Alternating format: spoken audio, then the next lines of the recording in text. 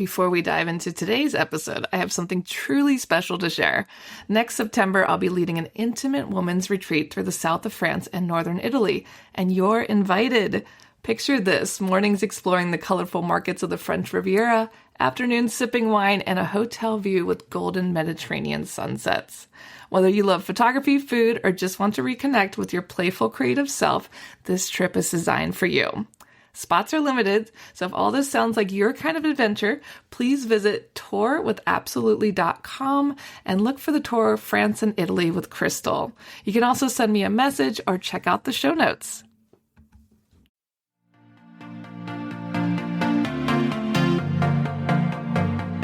Hey guys, my name's Crystal Kenny, and I'm in love with creating. All things artistic and imagination involved. I'm an American girl who chased her creative dreams all the way to Paris, France, making a living using photography. This podcast takes you inside the stories of all the artsy folks I've met along the way and gives you that extra push to discover your creative gifts. The desire to create is deeply inside each and every one of us, and I give you the tools and inspiration to find a new way of living a more creative life. This is La Vie Creative, the podcast.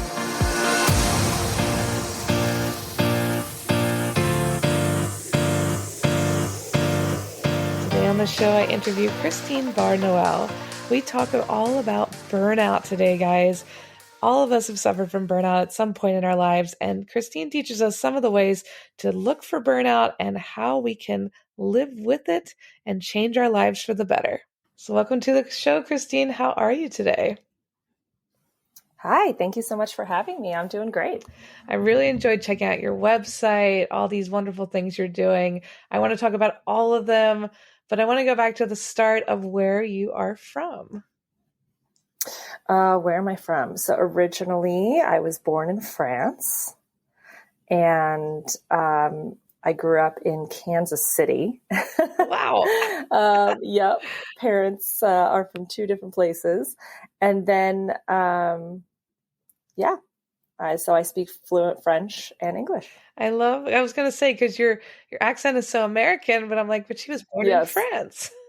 Yes. So very, very young we moved, but my mom is a French teacher and my dad is native French. So French was in our household all the time. So your French must be really good. You had a teacher in the family. Right.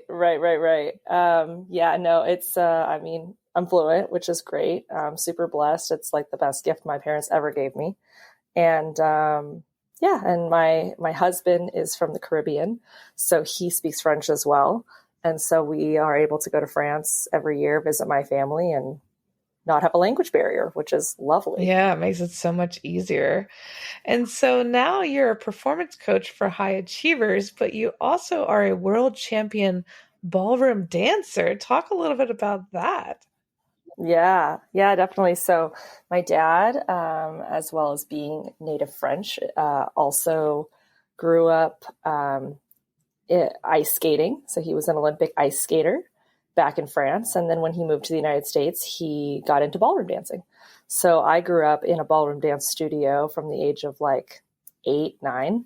And I was just surrounded by it. So I was able to, I was never pushed into it, which was nice. So it was kind of like my own choice. My brother and I decided we wanted to dance. And we had all the resources available to us to learn and grow with the community around us. And my dad's deal was when I was 18 and went away to college, I had to do at least one dance competition with him before I left. And I was like, oh, no, I don't want to. I just want to dance for fun. And he's like, just one. So we did one competition. I really enjoyed the performance aspect of it, not really so much the competition. And once he saw the results I was getting, he was like, okay, we have to go do the world championship. And so I was like, no pressure, right? So in 2011, I was 21. We went to Bermuda, which is where they had the World Championships, which was already an amazing experience. And then, and we competed in 2 different styles to give ourselves an opportunity to place well in one of them. And we won in rhythm styles, which is cha-cha, rumba, swing, bolero, and mambo, and became the first ever father-daughter to win a world title. That's amazing. I imagine you and your father are pretty close. You get along pretty well. Yeah. Yeah, we do. We definitely do. Oh, that's so cool. So what inspired you to go from, ballroom dancing to helping people, these high achievers? Yeah, I mean, our industry of ballroom dancing is, perfectionism and high achieving 101, really. You're being judged constantly on your technique, your musicality, your partnership, your look. If you have a hair out of place, your spray tan, all the things. Yeah. So it becomes very, very intense of like what you're presenting on the floor. Everything has to be really a certain way. And that taught me a lot of discipline.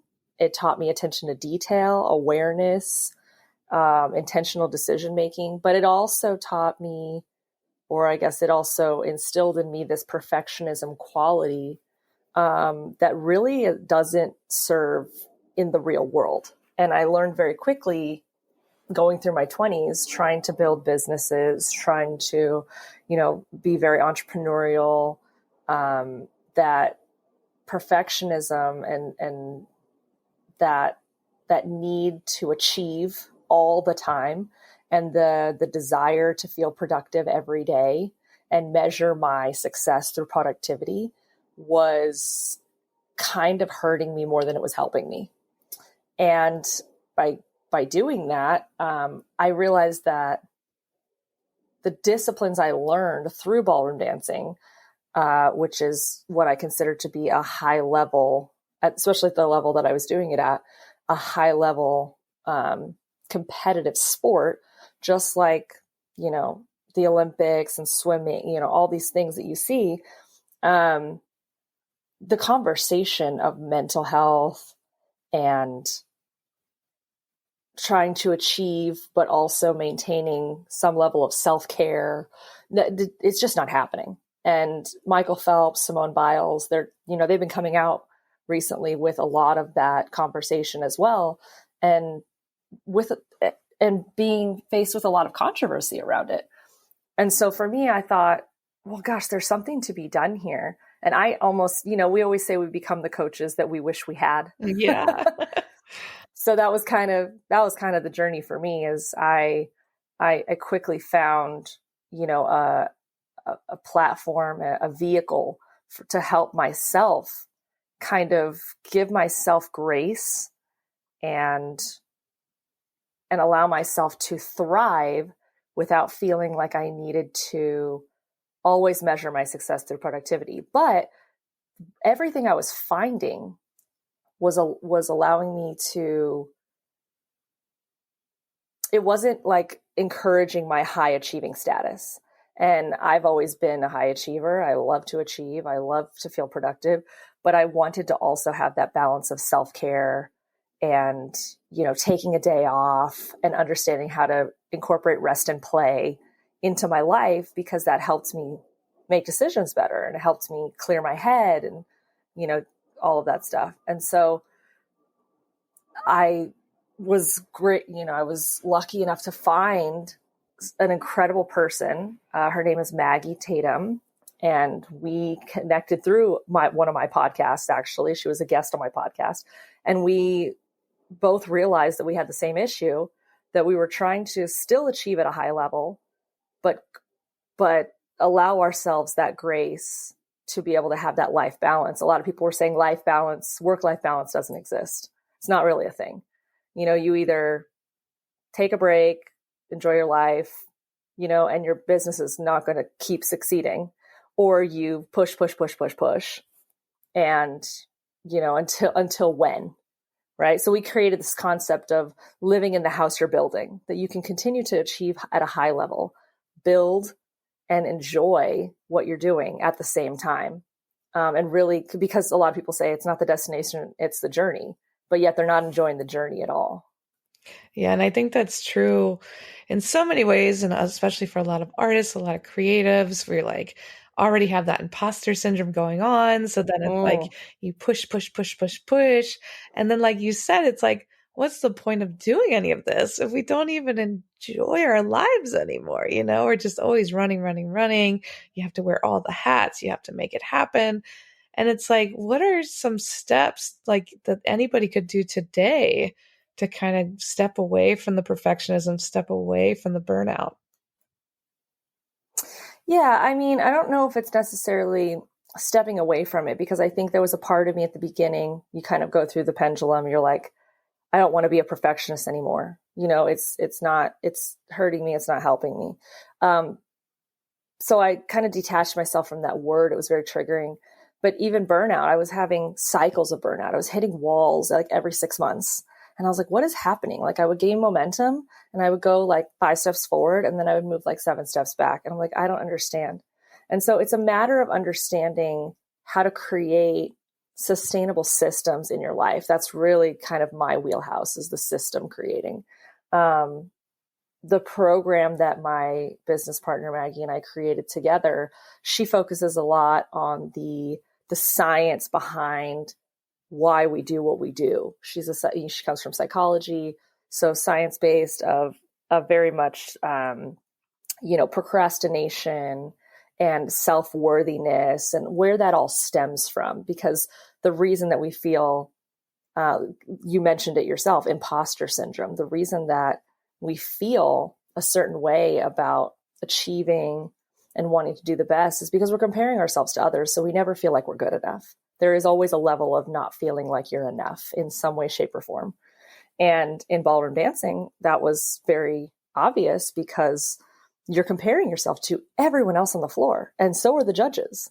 So you're constantly being pinned against other people, when in reality, you're really your own competition, And so it's not about removing that and saying, I don't have perfectionism anymore. I'm going to heal from this and I'm never going to feel these feelings anymore. And I'm going to just live a well-balanced life. That's really not how it works. I still get triggered. I still have moments. I still have seasons of life where I'm working a lot and, but it's understanding how to be, first it's the awareness. I would say number one is awareness. Like, what are you doing and how is that affecting your life? And second is intentional action. Once you understand what your core values are and you start to say no to things and you start to really focus on being intentional with your decisions, and saying yes to the things that meet your core values, everything starts to kind of align. And then you don't feel bad about taking a week off work, or you don't feel bad about, resting when you feel like you need to rest and going and playing when you need to play. All of those types of things. And how do you define your core values? That's a great question. That's the first thing I have my clients do, is we never really talk about that. People just go, oh, well, I want to do this because I'm going to be, I'll be rich from this, or this is something that everybody else is doing, so I should be doing it too.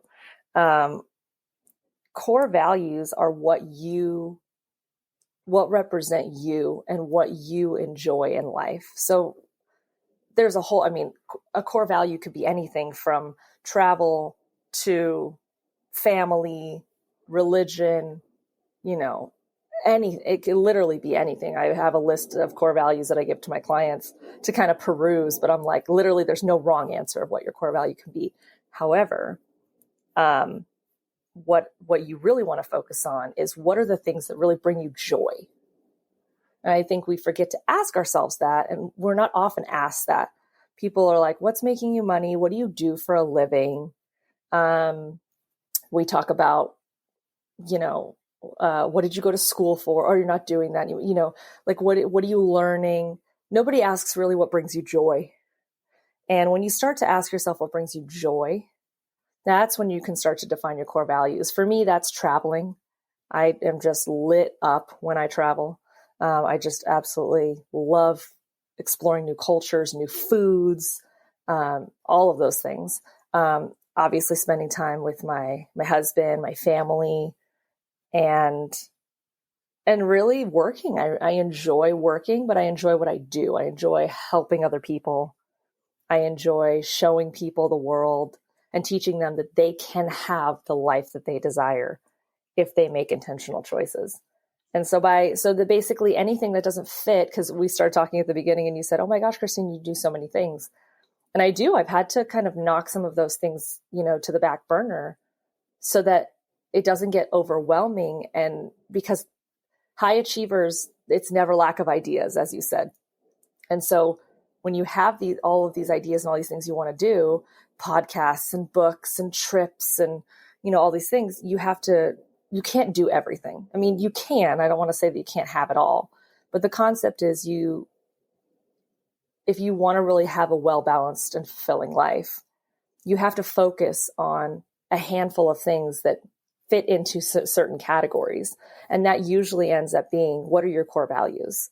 And so if someone brings a new idea to me, or even if I come up with a new idea, it's like, does it support a value that I'm already working with? Or does it support a new value I'm trying to create? Or does it not fit into anything at all? And I'm just doing this because I feel an obligation or responsibility to a person, a business, a past commitment. And you have to learn how to start saying no. And that's very, very difficult for high achievers, because a lot of high achieving stems from people pleasing. Yeah. And from a psychological standpoint, like, what leads most people to burnout? Is it people pleasing, or is there like a common denominator that these people, so many people burn out, and there's also people who don't burn out at all? So like, is there a common denominator, like psychologically? I would say that everyone burns out at some point. If they say they're not burning out, they're lying to you. So don't feel like there's some robots out there that are like, oh, they have it figured out. How did they just keep working and not burning out?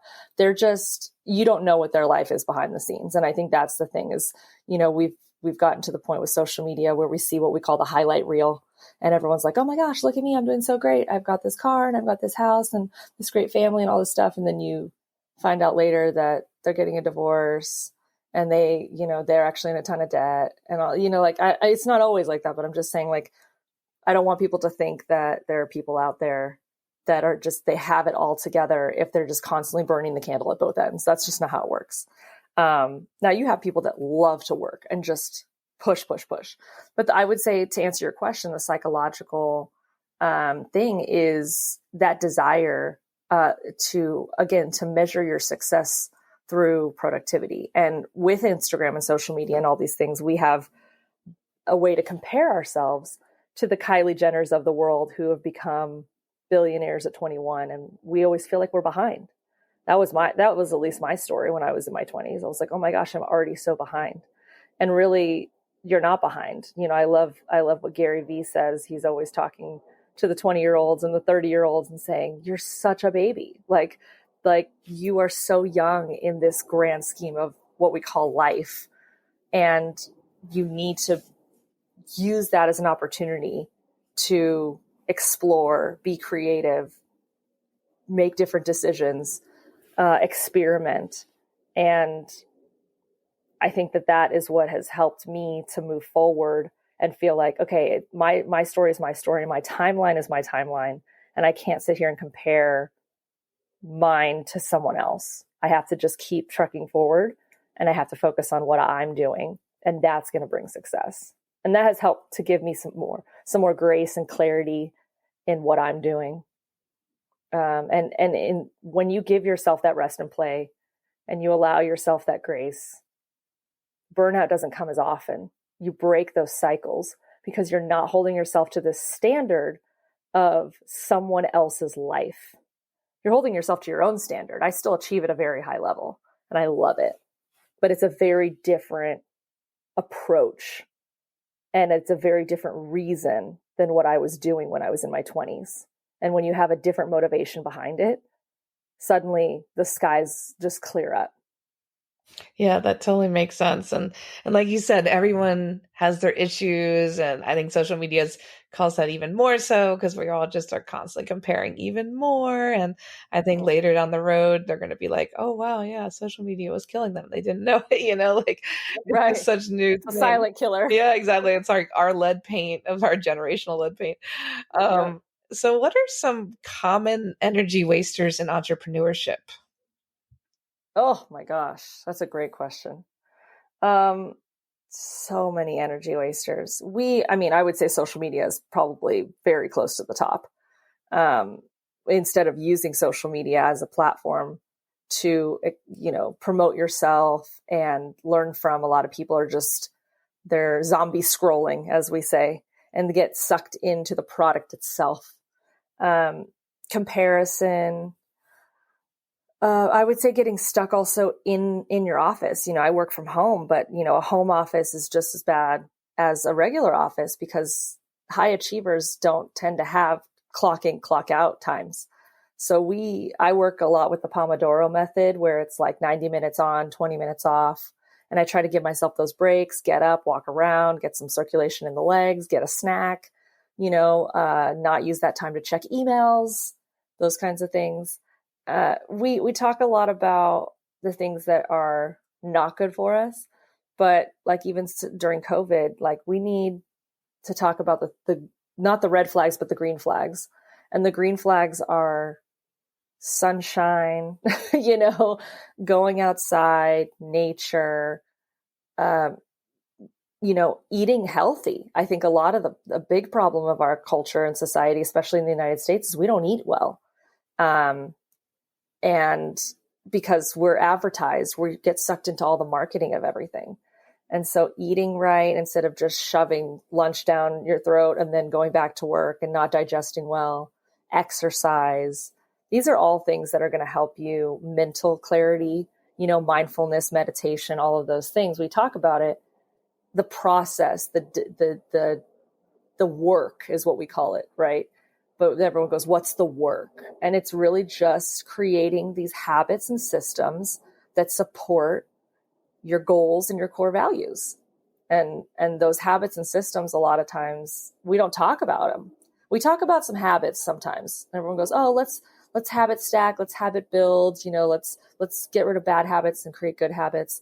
But we never talk about the system that goes into that. And also, like, I have a whole method of how to create a successful habit.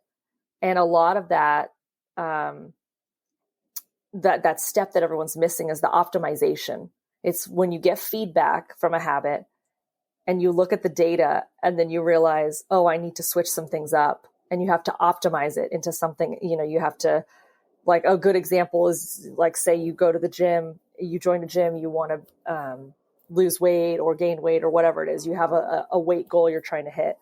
So ideally, you should hire a trainer. You should get on a nutrition plan. You should have, I'm going to go to the gym this many times a day, and these are the steps I'm going to do. And then you start to do that for about 2 weeks, right? Which is the minimum that I would do of anything before you get feedback. And you start to see, I don't know if I'm not hitting my weight goal, and I feel like things are not progressing. So you talk to your trainer, or maybe you don't have a trainer. Maybe you just kind of figure it out yourself.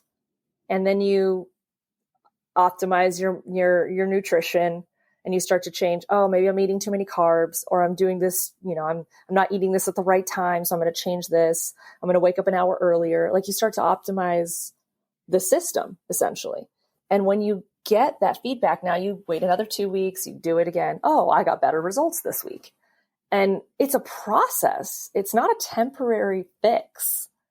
I'm sorry. It's not like, boom, it happens right away. You have to really work on these systems. And I have systems all over my life, but a lot of times they didn't work at the beginning. I thought they were going to work a certain way, and they didn't. And so now I look at it and I go, okay, well, how can this be the most successful system? And now there are some that I've been using for over a decade that just make sense, that I'll never do anything differently again because it just works. Yeah. And I think it's especially complicated in today's world because everyone's so impatient, So it's like, you want me to go 2 weeks and then adjust. And it's crazy that I even lasted this long. Right. Because, well, that's the thing, is we all want that quick fix, right? We want that quick adrenaline hit, everything we get instantaneously. And that, again, is a social media problem. We can order something on Amazon and have it here in a couple of hours, and all of these different things. So yes, the answer to burnout and the answer to having the life that you desire is not a quick fix. It's not a Band-Aid. It is a permanent solution of systems and habit building and understanding what makes you tick. You know, what triggers you? What was your childhood trauma or story like? And how can you take that and make it work for you instead of against you? And that takes a long time. It took me probably, when I started doing the work in my 20s, it probably took me a good 3 years to really start to feel like, oh my gosh, this is working. Like I was confronted with a lot of similar situations that I had before that I didn't do well in, and didn't react properly, according to my own, judgment. And I was reacting differently, and I was not allowing things to affect me as much. And I was taking more breaks, and I was allowing myself to grow in my businesses instead of push for outcomes that didn't seem like they matched my core values. And that took some time. But then once you get there, you're like, oh, it's like you're standing on a mountain and you're like, I finally see over everything else. And I understand, like, there's so much clarity, and it is the work is worth it. Like 100%. Yeah, I think that's like so true, whether it's like weight loss or burnout. It's like it's not overnight, like you said. We have to stick with it. It can take years, but just like anything, like it's worth the work. Like things that are hard are usually more meaningful to us. Well, right. And the things that tend to be overnight, like weight loss is a good one, because you have all these people, these celebrities now, they're doing Ozempic, they're doing all these random things that are, it's like, though, are you actually changing your health habits, your eating habits, or even sleep habits, different things like that? The things that tend to be overnight result changes aren't things that tend to stick. They're things that they're just a temporary solution. Everything's going great. And then all of a sudden it tends to flip on its head, and you're like, oh no, how did we get here? And it's because the root of the problem was not solved. And you're the creator of the INERGY Method. Talk a little bit about that. Yeah. It's one of two methods that I have. The INERGY Method is a method that my business partner and I created to help people understand how to solve problems in their life. Anything that comes through, you kind of put it through the funnel. Each letter is an acronym for something, a step in the method, and it allows you to work through life situations. Nobody teaches us this in school, of course. Among the laundry list of things that we aren't taught in school, this is another one. And nobody teaches us how to go through life and put things in and then understand how to get things out with the desired result you're looking for. So that's what the INERGY Method is about. Obviously, going into depth with there's more to it. But then I have my habit building method, building sustainable habits and systems as well. And there's just ways to go about it that make you understand how to have longevity and sustainability, right? We use sustainability in like the green movement and all of that stuff, talking about the environment and all of that, but sustainability and longevity, not just in your career, but in your personal life, in a marriage, in relationships, in a relationship with yourself. These are all things that I think are very, very important, and that allow you to have that daily dose of happiness, while still not giving up on your goals and dreams. And like I said, being able to be what we call a happy high achiever, which is, those two words don't tend to go hand in hand, because people think, well, I can either be happy or I can either be high achieving. It's like, no, we've figured out a way now to be both. Yeah, that's really big. Like you said, most people are not both those things. So that's huge that you can help people do that. Right. And what are some of the best resources that helped you along your journey? So I dove headfirst into, getting a coach. Like, the thing is that, you can't fix the problem. What do they say? You can't fix the problem with the same resources that created the problem. So you need new resources, you need new information. And new information only comes from people who have already built the solution, found the solution that you're looking for. So I really seeked out a lot of online coursework. I think that for me is the future of universities. It's people teaching you from their experiences. I started putting myself around the people whose lives I desired and the results that I saw them have, I desired. And I was like, if they can do it, I can do it. Seeking out, online resources of things that aligned with my core values and that aligned with what I wanted out of life. And it's a lot of research, but it's a lot of like putting it out into the universe energetically and saying, this is what I'm looking for, starting to talk to people about it.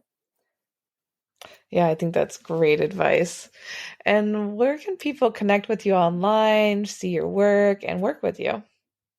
Yeah, definitely. So my website is christinebarnoel.com.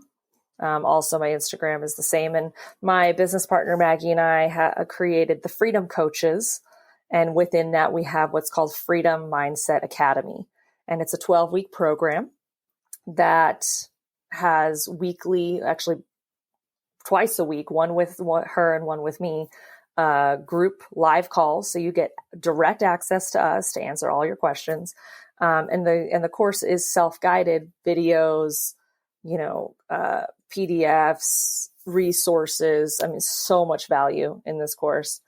And then you have access to the community because other people are learning it as they go as well. So people that can help each other through the process. We have an online community that we chat with, an online chat. And so that is thefreedomcoaches.com. And you can go there and you can become a part of our happy high achievers and work with us and really, beat that burnout. That sounds great. We'll share all of that in the show notes. And thank you so much for chatting with me today. And I can't wait to see what you'll do next.